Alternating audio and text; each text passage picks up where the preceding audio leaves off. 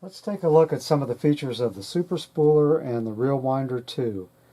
The Super Spooler is a bulk spool line holder, and it can hold spools of line from the smallest spools, medium-sized spools, right on up to the larger 2-pound bulk spools or 5-pound bulk spools.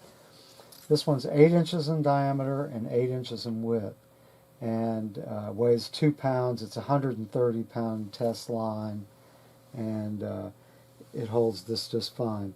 We have a larger rod that's available on our heavy-duty Super Spooler that allows you to put a little bit bigger spool on there. It's the only difference between the two. The Super Spooler comes with a line removal tool that you can put in your cordless drill, and then take a drink bottle and use that to strip your line off your reel prior to respooling. Very easy. Allows you to dispose of your line properly.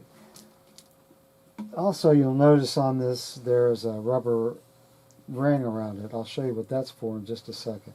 First, let's put our spool of line on, and to do that we loosen our collar, grab our cone, spring, and washers, slide them off, take our bulk spool of line, and let's see, we want to go to the bottom here,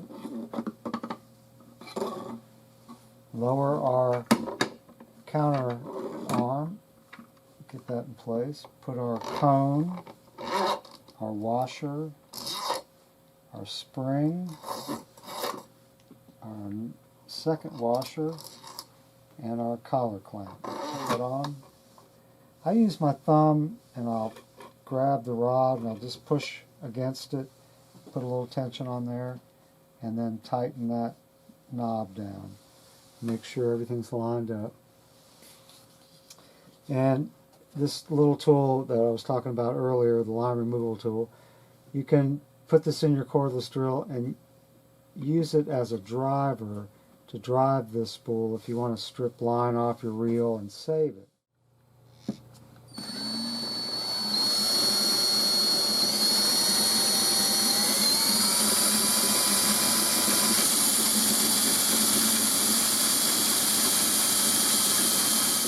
Alright, the next thing we want to do is put our line through the tensioning device. And to do this, loosen this collar and give us a little bit of slack there. Put the line in. There's a tube underneath here, plastic tube, that keeps you from ever chafing your line on this steel rod, so don't worry about that. And then I take my thumb again, grabbing the rod, and just push over, put a little bit of tension, and tighten that collar clamp down. We have tensioning knobs here that allow you to tension as you're going with jam nuts, both here and here. And the idea is to keep your spool in the center of your tensioning device. You don't want to have it offset one way or the other, because that causes excessive wear on these sacrificial felt washers that we have in here for tensioning. Now, we got our Reel Winder II. This setup is basically for conventional reels. It's got a fixed T driver. It's in position, and it's already pre-designated height.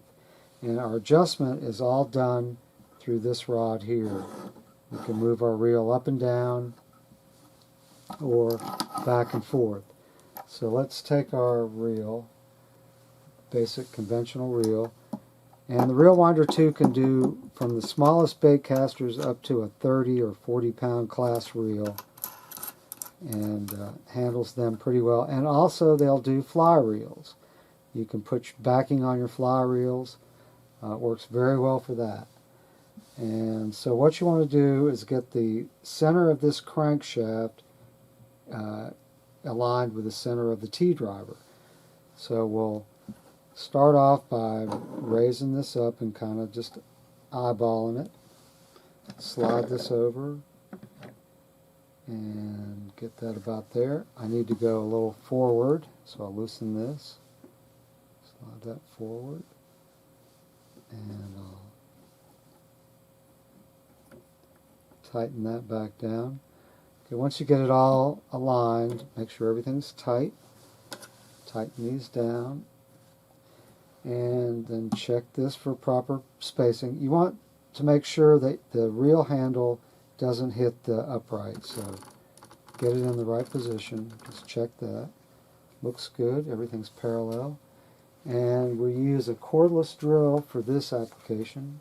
You can use a corded electric drill if you have one. We recommend a high torque, low RPM electric drill if you're going to go that route. And we also have foot pedals available that allow you to operate with your foot or your hand. So now, once you've got all that, this is tensioned properly, reset our counter, everything's aligned right. We take our little guide tool.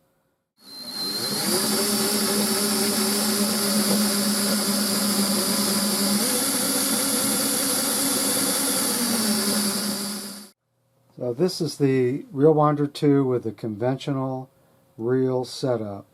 Does conventional reels from smallest bait casters up to a 30 or 40 class reel, as I said before.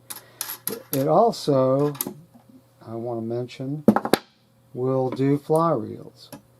So if you have some fly reels that you want to put backing on, saltwater, freshwater, it will do fly reels also. Now, I mentioned the spinning reel adapter package that we have, and what that entails is a different T driver, and we'll remove this. You can purchase any of the components separately, and or you can buy the package, and it comes with 3 spinning reel adapters that cover from ultralights all the way up to the largest saltwater reels. You can mix and match, buy whatever you want, get whatever you want for whatever type fishing and setup situation that you're dealing with. So what this is, it still has the T driver that allows you to do conventional reels, as I said before, fly reels, and spinning reels. And the way that works, lower that out of the way. The T driver is on this adapter, which we can loosen and remove the driver. And then we can take one of our spinning reel adapters that expands and put that in there, tighten it down, take our spinning reel spool off of the reels and put that right on and tighten the jam nut. Put your drill on.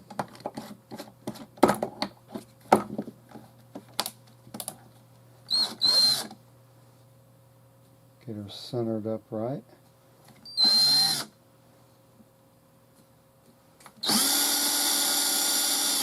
And away you go.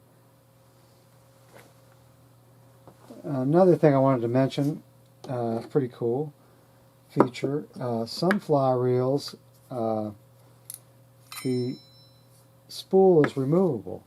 So you can take our spinning reel adapter, put that right in your fly reel, tighten that down, put that in our collar, this lined up, tighten that down, and you can re-spool